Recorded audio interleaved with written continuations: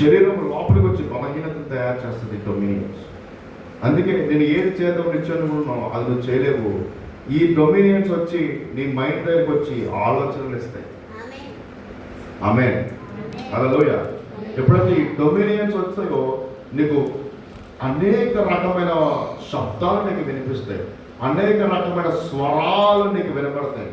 ఈ స్వరాలు మంచి స్వరాలు కాదు, మీరు చుట్టూ చక్రాల వలె అనేక కన్నులు వేసుకుని నాలికలు కలిగిన ఆత్మలతో మాట్లాడుతూ నేను అర్థం చేస్తాను.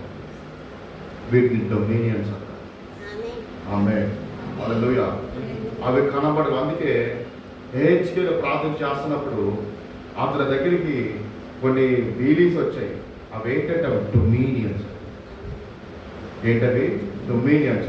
వాటికి ఒక్కొక్క కన్ను ఉంటుంది, కానీ అలాంటిది ఇంకొకటి ఉన్నది. ఈ డొమినియన్స్ మంచి ఉన్నది, చెడు ఉన్నది. మళ్ళీ మంచి చెడుల నుంచి ఎప్పుడైతే బయటికి వచ్చేస్తావో వీటికి కనబడతాము. అంటే మంచి చెడుల నుంచి బయటికి రావాలంటే మళ్ళీ నీకు ఏం కావాలి? ప్రభు రక్తమే. ఎందుకంటే ప్రభు రక్తంలో పాపం ఏంటి? ప్రభు రక్తం పాపం చేయలేదు. భూమి మీదకి వచ్చాడు ఆయన, పాపం చేయలేదు. కాబట్టి ఆ రక్తం నువ్వు తాగుతున్నావు కాబట్టి ఏదైనా తాగల్లా. ఈ శక్తి చూడండి, అసలు ఏ శక్తి ఇది? ఏ శక్తి? ఇంత థ్రోన్స్ గురించి మాట్లాడాను. వాటి మీద నువ్వు జయించినప్పుడు నీ శక్తి కొంచెం రాగి పెరుగుతుంది. అందుకే చూడండి, దేవుడు అన్నాడు, ఎప్పుడైతే వీళ్ళు ఉపవాసం ఉండిన తర్వాత దయ్యములను బంధించడానికి వెళ్ళిన తర్వాత ప్రభువా మాకు దయ్యాలు లోపడుతున్నాయి అంటాడు. అంటే ఏంటంటే makes every dominions principalities powers. అప్పట్లో ఉన్న మామూలు దయ్యాలు 22,000 సంవత్సరాల క్రిందకి వెళ్తే అవి మామూలు దయ్యాలు కాదు, అవి ఘటసర్ప.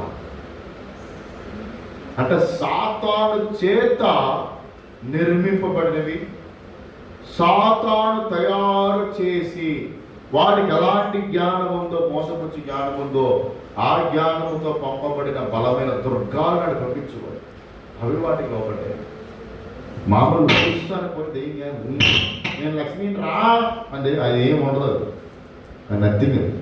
వాటిని యుద్ధం కూడా చేయాలని కూర్చొని నవ్వుతాను, వెళ్ళిపోవడం. నీ ప్రజెన్స్లో ఉంటాయి, తట్టుకోలేవు. ఏమేన్ ఏమేన్ అంటే స్వరాలు ఇచ్చే ఆత్మలు, డిఫరెంట్ వాయిస్ నుంచి వచ్చే ఆత్మలు నువ్వు మాట్లాడినప్పుడు నోరు మూసుకొని కూర్చుంటాయి. ఏంటి?